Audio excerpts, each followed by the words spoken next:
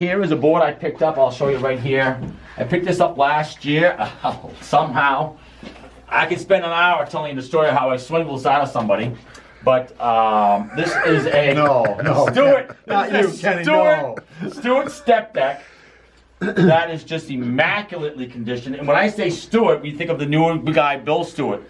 This is a Stewart from Long Island. And there's a surf museum in there. What's the big surf museum down that way? Check, what's the guy there? Bunger has one of these in his surf museum. Yeah. Very rare to find these. And it is in beautiful condition. Light as a feather. Like Chick said, the rails are as tight as a knife. Look at the fin. The fin will slice you like in half if you went through you. And I love the old boat lettering for Stewart. This is, again, this is early. 67 for sure.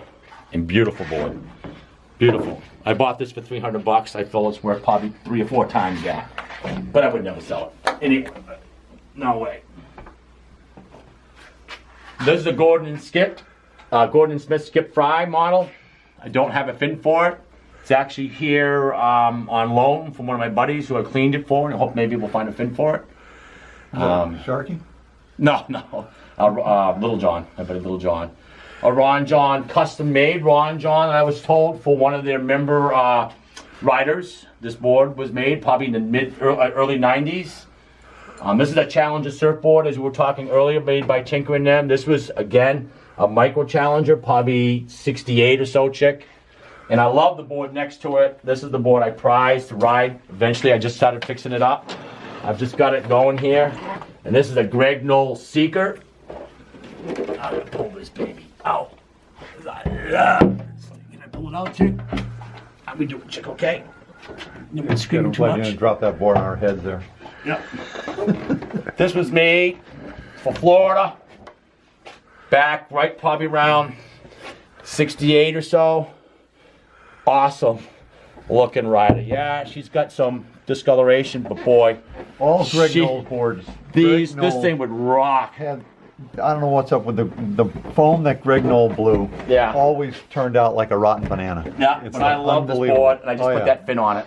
That's a classic Greg Knoll blank. Spared no expense. Yeah. Watch those boards, Kenny. They're worth a lot of money. Yeah. And you'll notice that Kenny spares no expense when it comes to hanging these boards. This is probably a shoelace from a 1980, what was this, maybe a hockey skate or something? This is my first surfboard. This is my Caribbean. You might be really careful where you stand down here. Brian, this is my first surfboard. You may not get out alive, huh? This board I bought for $30 in 1986 in Centerville from a lady who I think had gone through a divorce. And she couldn't wait for me to take it out of her basement. It's gorgeous. And I loved this thing. And actually, I had Tim Kelly, NECN weatherman, ride this for about 5 years before he got his own board made by Beck, which was orange. Which was orange because he loved mine so much. Yeah. Tim loves orange. Loves orange. He's got an orange Jeep, orange surfboard. Beck made him real nice. As we walk around this real quick this way, I got some real cool boards back here. It's kind of hard to see them all.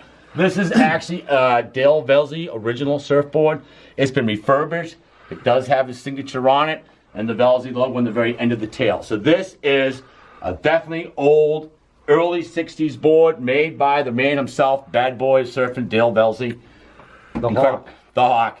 Hard to find this guy. Why don't you show him the other Velzy over here? Do you got one of them? I have another Velzy too. Yeah. Why don't you take a look at this? He's got one more Velzy over here. This is the logo that most guys our age would remember.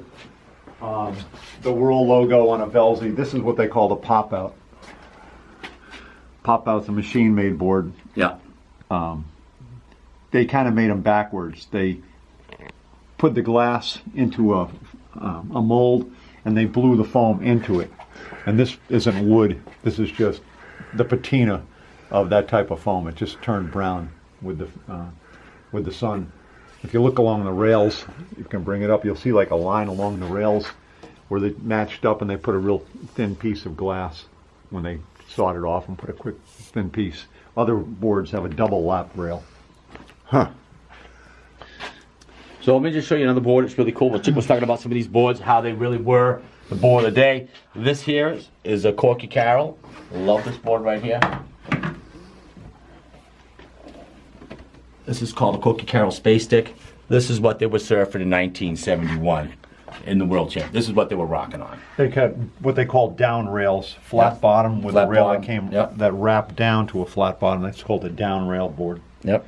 Nice wide tail. And the diamond tail. artwork, the guy did the artwork on this, famous today. Is he? Yeah. Yeah. Wow. Hard to find that stuff. Everything's famous. Yeah. Down here. Yeah. The most famous part of this is that his wife has got to be the most patient Patient. human being on earth. Yes. I was at.